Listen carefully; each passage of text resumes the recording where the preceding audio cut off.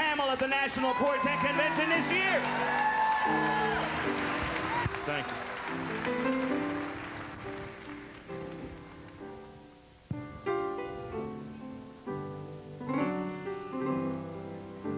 A minister had just closed a revival in a huge Midwestern city. He stepped on the train on his way home and found himself seated beside a young man. For nothing better to do, just to kind of pass the time away, he tried to start up a conversation. He noticed that he didn't receive an answer. He turned to the young man and said, "Son, I'm a preacher. I'm a minister. I'll be glad to help you any way I can." The young man, through his tears, proceeded to tell this story. He said, "Preacher, 2 years ago, I got so mean at home that my mom and dad couldn't do anything with me. But one day, I even went so far as to strike my father with my fist.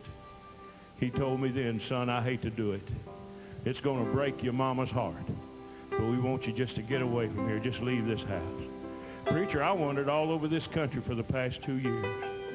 And then about 3 weeks ago, I gave my heart and life to Jesus. Wrote Mom and Dad a letter, told them I'd be on this old train, told them I was coming home."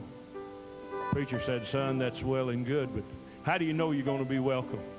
How do you know that your mom and dad will even let you come home?" Young man said, "Preacher, we've lived beside these old railroad tracks all of my life in a little old white house. And out behind the house is a great big old apple tree.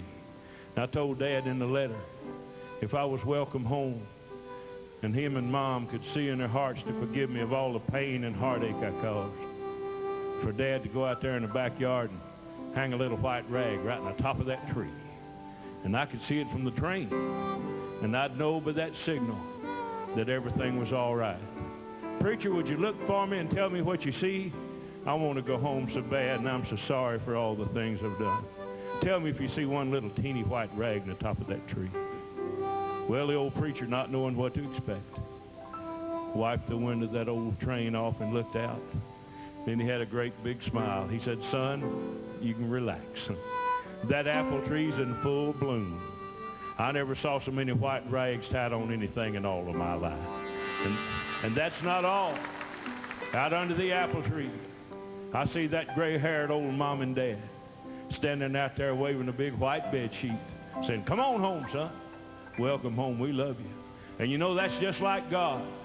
No matter how we've wasted our lives, no matter how far in sin we've sunk, all we have to do is say, 'Jesus, I want to live for you. Forgive me of my sin.'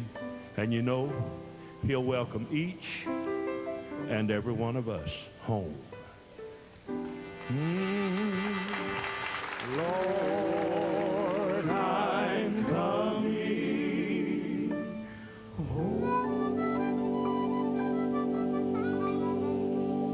Amen. Hey, let's give the Lord the biggest hand of all tonight. Amen. He's worthy of our praise.